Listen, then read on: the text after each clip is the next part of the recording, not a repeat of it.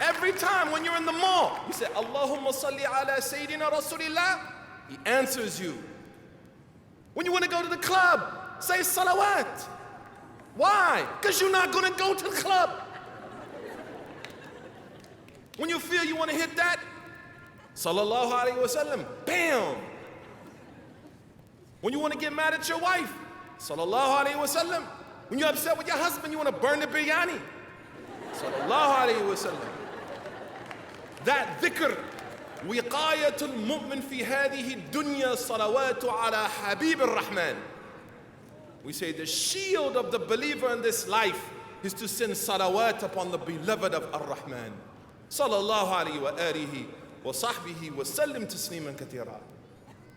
And not only that, he said, if you send salawat upon me, Allah will send salawat upon you 10 times. Man salla alayya, sallallahu alayhi ashara.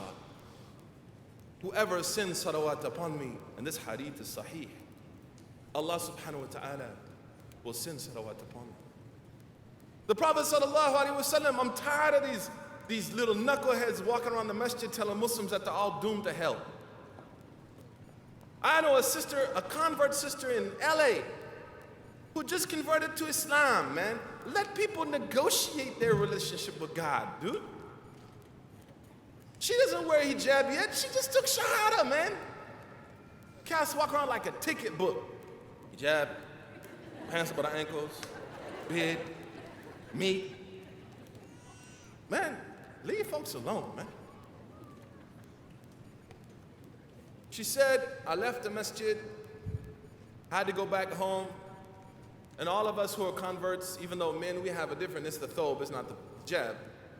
You know, before you go home, you got to change back. We've all done that. Transformers in the car. And some of you who have Muslim parents who don't let you wear hijab, astaghfirullah, you got to do it too.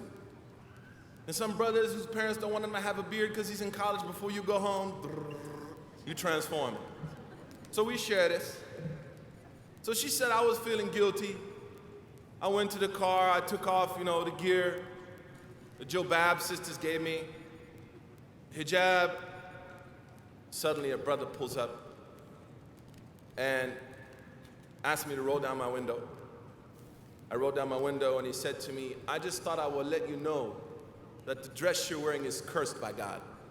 Have a nice day. These are the type of people that we need to like Siraj Wahaj these fools. And when you hear these things, you begin to think, is this really how Islam is, man?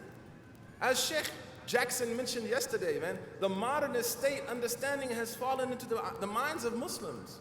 We don't appreciate the organic reality of life that the Prophet taught us, man. When I first started working as a mufti in Egypt, the first question I got was an Egyptian woman with a black jilbab and a black hijab in Egyptian, so I'm not trying to dish you, so don't get upset. And she came to me and said, لَقَدْ وَقَعَتْ صَدِيقَتِي فِي الشَّيْء. Yani, my friend did something wrong, which means, paladao. No need to elaborate. I said, Astaghfirullah. Astaghfirullah Adeen. We're Masjid Azhar. There was an older mufti there. He got up and said, shut up. He told me, Jub karo. Uskut. Yak walid. So I was like, sat down with her, found out that her friend had fallen into adultery. Of course, it wasn't her friend. We all know who it was. Then I was like, Sheikh, you going easy on this sis, man. You need to let her have it, yo. Quran and Sunnah. You know what he said to me? Is this your first day here? He said, no, this is my first hour. And then he said something to me that earmarks, because the ulama warithatul anbiya, that the scholars are the inheritors of prophets.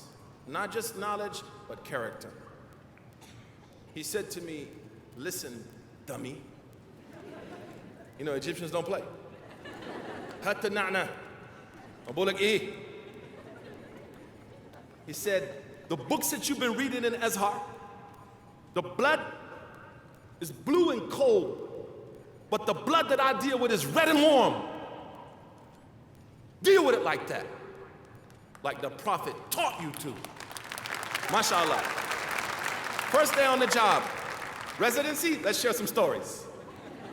We even sleep there too.